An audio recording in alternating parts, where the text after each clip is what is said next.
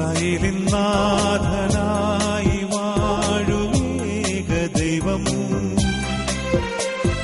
സത്യജീവമാർഗമാണു ദൈവം. മർത്യനായി ഭൂമിയിൽ പിറന്നു സ്നേഹദൈവം, നിത്യജീവനെ കിടുന്നു ദൈവം.